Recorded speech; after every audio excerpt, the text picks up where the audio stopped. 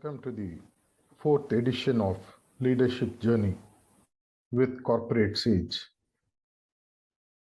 When you see an iceberg, what you see is just the tip of the iceberg. Hardly 5 to 10% of the total space is what is visible to us. But the real depth of the iceberg and what kind of an impact it has on the oncoming ships is only to be gauged by the 90% that is hidden from the normal eyesight. Likewise, in the leadership journey, we all have two kind of faces that we tend to wear. The face that those around us see, and the face that we actually mask it inside of us. That's why in Greek, they call it the persona, standing for the masks. The more difficult it is for the people around us to gauge what we are, the more difficult it becomes for them to be natural with us, and hence inhibits them from giving their best. When it comes to the normal leadership behavior, there are, as I said, two faces that we tend to wear. One I call as the monitored face or the monitored response. Assuming you are driving in heavy traffic, either in your car or in a two-wheeler or whatever, you are rushed to reach a space before a given time. There is a red signal and maybe there is a cop standing there. Would you skip the signal and still rush to your place? Most probably not, because of the basic human tendency of how we tend to behave when we are actually watched, or when we think we are being watched. Maybe there is a CCTV camera out there. If you're working in an office space and if you're doing some work, there could be an audit trail which comes up later, which you are aware of. In situations when a person considered to be a leader, hoping to display leadership capacities and capabilities, behaves in a certain way because somebody is watching, it is called as monitored response. Let's flip it a bit. You are in the middle of the night, rushing somewhere. There is no traffic on the road. There are no cops, apparently no CCTV cameras. And there is a red signal. What do you tend to do? Whenever I ask this question in leadership sessions, almost 95% of the responses, I would jump the signal. That's why there's a beautiful saying in English, character is what you are in the dark. This second response is what I would call as unmonitored response. What would you do when you are very certain that nobody is watching you? Or maybe you think nobody is watching you.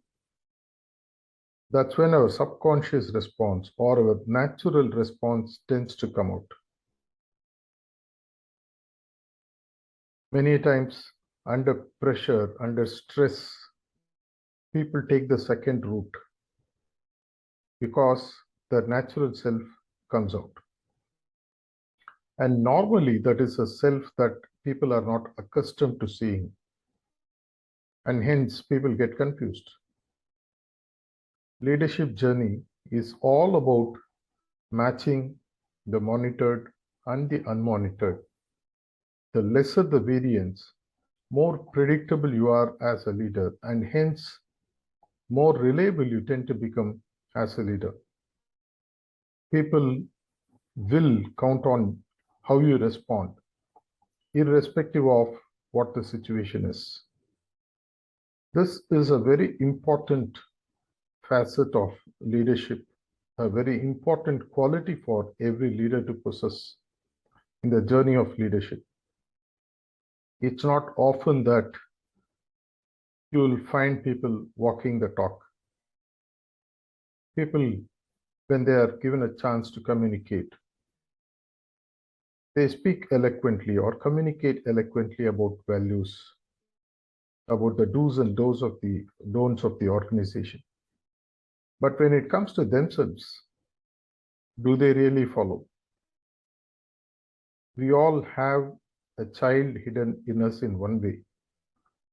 We tend to ape our parents when we are young.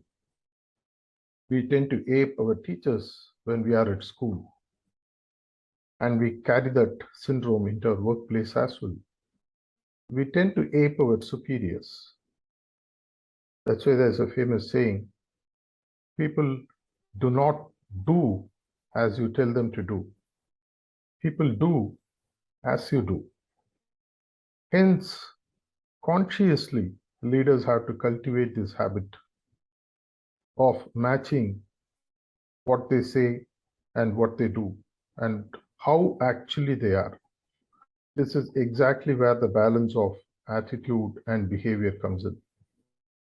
As they humorously say, the audio and video should match. Audio is the spoken word, video is what others observe of you.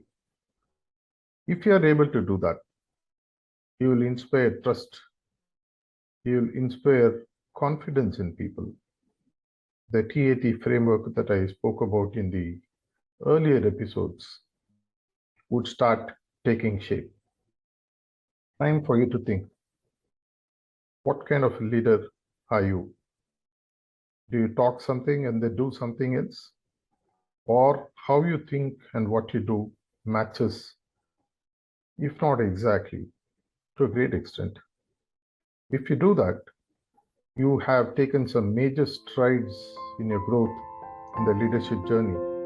And as a leader, something for you to think and work on. See you soon in the next episode. Thank you.